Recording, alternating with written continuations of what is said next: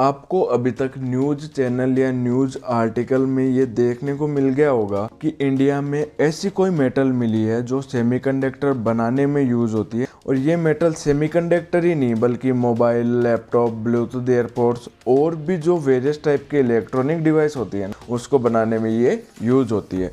तो हम ऐसे बोल सकते हैं कि ये मेटल इंडिया में मिलने से electronic device like mobile, laptop ये सब बहुत सस्ते हो जाएंगे। और हम इस मेटल की इम्पोर्टेंस ऐसे समझ सकते हैं कि इस मेटल का जो वर्ल्ड वाइड एक्सपोर्ट इंपोर्ट है ना वो $1 बिलियन से भी ज़्यादा का होता है। तो ये मेटल इंडियन इकोनॉमी में एक अलग ही लेवल पे बूस्ट ला सकती है। इस मेटल का नाम है टेंटलम। अब आप पूछोगे कि ये सारी बातें तो सही है लेकिन ये मिली कहाँ पे है? तो ये मिली है सतलुज रिवर में, जो चाइना से स्टार्ट होकर इंडिया से गुजरती हुई पाकिस्तान तक जाती है। हम इस वीडियो में आगे देखेंगे कि इस मेटल का इलेक्ट्रॉनिक सेक्टर के अलावा भी क्या यूज़ है या नहीं, और ये सतलुज नदी में मिला है तो इसकी क्या पॉसिबिलिटी है कि ये चाइना और पाकिस्तान में भी मिल सकता है। तो इन्हीं सब बातों का डीप में एनालिसिस करेंगे। और आप वीडियो को पूरा देखना और चैनल पर नए हो तो सब्सक्राइब कर लेना ताकि हमें ऐसी ही वीडियोस बनाने के लिए मोटिवेशन मिलता रहे। तो मैं हूं Shubham and let's begin.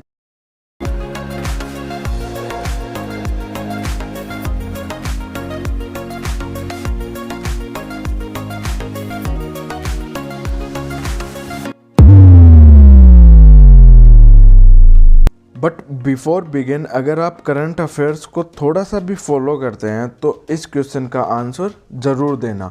Which country is not a member of GPAI? GPAI का फुल फॉर्म क्या है?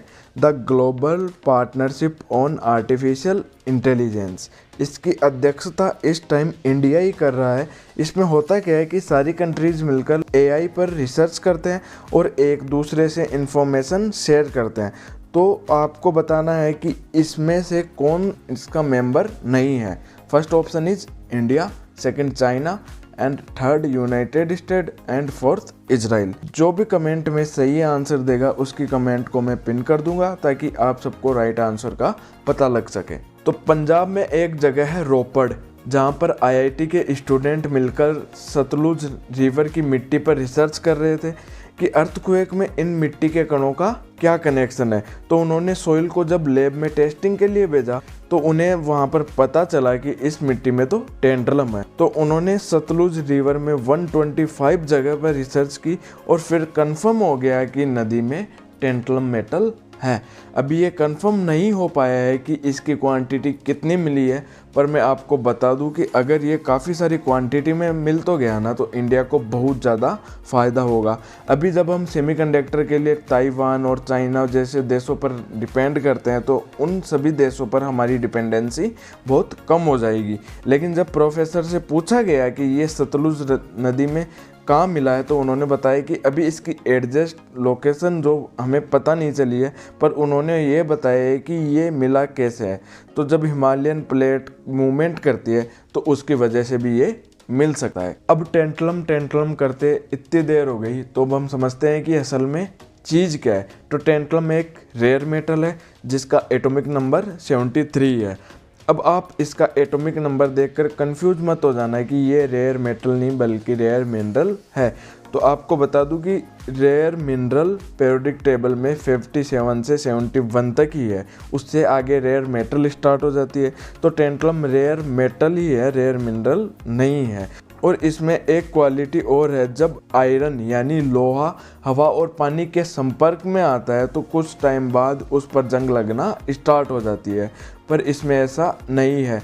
यह हवा के संपर्क में आते ही अपने चारों ओर ऑक्साइड की एक लेयर बना लेता है जिससे इस पर जंग नहीं लगती और हमारे डिवाइस कभी ख़राब नहीं होते, सालों साल चलते हैं। टेंटलम इतना लचीला होता है कि इसको खींचकर इसका वायर भी बना सकते हैं, मतलब ये ज्वेलरी में भी यूज हो सकता है और गोल्ड का एक अल्टरनेट भी बन सकता है। इसका मेल्टिंग पॉइंट बहुत हाई होता है, मतलब इस मेटल से कोई चीज़ बना दी तो वो आसानी से गर्म नहीं होगी और पिघलेगी भी नहीं। इसलिए इसे nuclear power plant, airplane, aircraft, missiles में यूज किया जाता है। सबसे पहले टेंटलम कहाँ मिला था? तो ये सबसे पहले स्वीडन में मिला था 1802 में। सबसे पहले ये नायोबियम के साथ मिला था, पर उस टाइम साइंटिस्ट को पता नहीं था कि ये टेंटलम और नायोबियम दो अलग अलग मेटल होती है, क्योंकि दोनों फिजिकली भी सेम है और केमिकली भी दोनों सेम ही है, दिखने में भी दोनों सेम ही है। तो साइंटिस्ट इन दोनों में डिफरेंस नहीं कर पाए।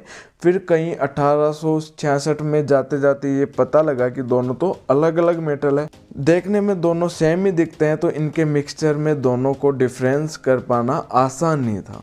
इस मेटल का जो सबसे मेन यूज़ है ना, वो क्या है? कैपेसिटर को बनाना। अब आप पूछोगे कि कैपेसिटर होता क्या है? जब आप मोबाइल या लैपटॉप को चार्ज करते हैं तो उनमें जो एनर्जी को सेव करता है ताकि बाद में आप मोबाइल को यूज कर सको बिना चार्जिंग के, वो कैपेसिटर होता है। तो टेंटलम का यूज कैपेसिटर बनाने में भी होता है। अब हम इसका यूज गोल्ड और प्लेटिनम की जगह भी कर सकते हैं, क्योंकि दोनों की प्रॉपर्टी सेम होती है और प्लेटिनम इस मेटल से बहुत महंगा होता है, तो ये प्लेटिनम का भी एक बेस्ट अल्टरनेटिव बन सकता है। अब इसका यूज सर्जिकल टूल्स में भी होता है, क्योंकि जब हम इस मेटल से कोई टूल बना लेंगे तो वो अपने चारों ओर ऑक्साइड की लेयर बना लेगा, और जिससे वो जंग भी नहीं लगेगी उसमें और वो ख़राब भी नहीं होगा। अब इस मेटल का एक और यूज़ है कि हम जो बड़ी बड़ी मशीन्स होती हैं ना, उसकी ब्लेड भी इस मेटल से बना सकते हैं। अब हम सतलुज रिवर के बारे में देखते हैं। तो ये चाइना में मानसरोवर के पास राकस झील से बनती है, जहाँ इसे मैंगचेन खबाब कहते हैं। फिर ये लगभग 400 किलोमीटर तक बहती हुई इंडिया में पहुंचती है, जहां ये हिमालय से होती हुई पंजाब में पहुंचती है और व्यास नदी में मिल जाती है, और ये आगे जाके पाकिस्तान में चिनाब नदी में मिल जाती है। अब ये रिवर इंडिया के लिए इकोनॉमिकली भी बहुत इम्पोर्टेंट है, क्योंकि इस नदी पर हाइड्रो इलेक्ट्रिक पावर डैम मतलब भाखड़ा नांगल डैम बना हुआ है। तो आपको इस वीडियो में एक ये क्लियर हो गया होगा कि ये मेटल और रिवर दोनों इंडिया के लिए कितनी इम्पोर्टेंट है। और हाँ, इसकी कोई पॉसिबिलिटी नहीं है कि ये रिवर चाइना और पाकिस्तान में है तो ये मेटल भी वहाँ पर पाया जाए, क्योंकि ये इंडिया में पूरी रिवर में नहीं पाया गया, एक सर्टेन लोकेशन में ही पाया गया है। तो ये था वीडियो का एंड, और आपको वीडियो इन्फॉर्मेटिव लगी हो तो लाइक और कमेंट ज़रूर करना, और अपने फ्रेंड्स के साथ भी शेयर करना ताकि उनको भी करंट इश्यूज़ के बारे में पता लग सके। तो God bless you all and जय हिंद।